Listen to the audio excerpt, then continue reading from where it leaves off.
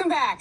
As we reported earlier, Donald Trump's defense team just submitted a memo calling the upcoming impeachment trial political theater and outlining their plans to argue that the trial is unconstitutional.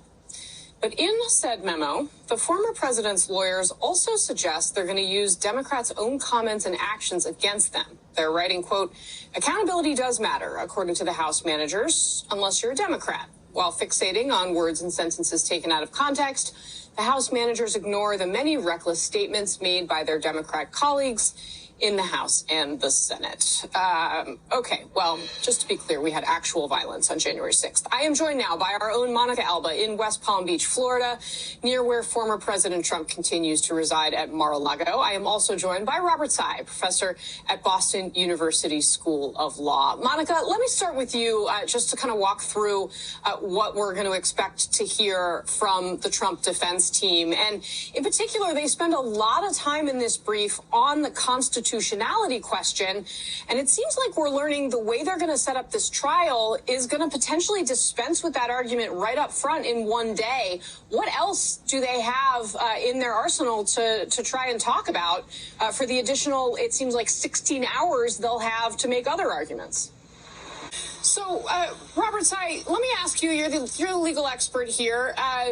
How successful should this argument be, or could this argument be, trying to use Democrats' words against them? I mean, Monica walked through a couple of the things the Trump team is going to try to say meet this threshold, but obviously we all saw what actually happened on January 6th. What is your legal perspective on this? I think that'll just be the sideshow component of the defense. I think it's legally irrelevant to the article of impeachment that has been lodged against former President Trump, which is whether he incited the insurrection, right? There's no charge against anybody else in Congress. So all of this is actually a distraction.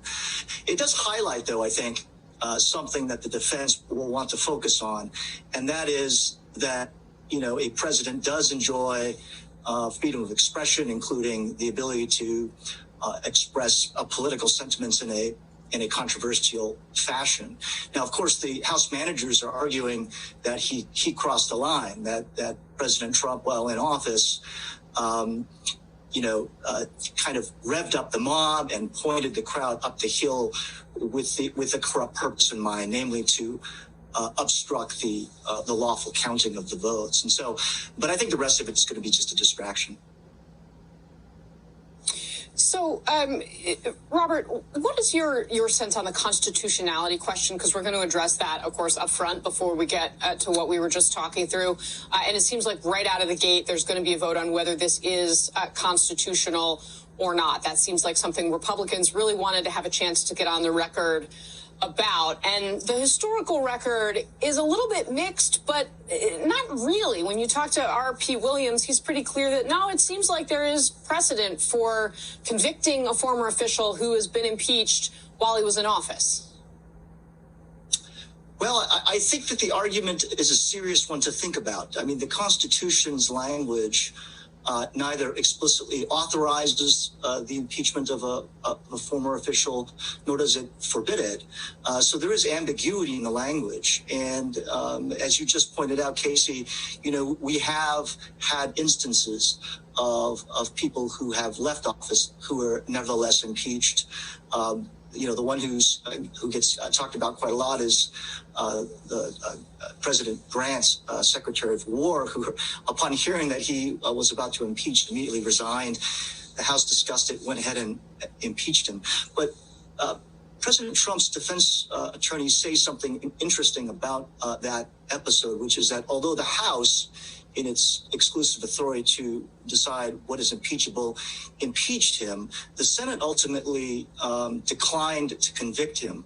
And there were some senators at that time who still felt, even after hearing all the evidence and the arguments, that it was a serious matter to go after someone who was no longer in office. So I don't think that the historical arguments, although I understand that the consensus strongly favors doing what exactly is happening right now, and that they're really good, like pro-democracy reasons to do what's going on right now, the historical record remains not absolutely certain on this point. All right, Robert Tsai, Monica Alba, thanks to both of you for joining us today. We really appreciate your reporting and analysis.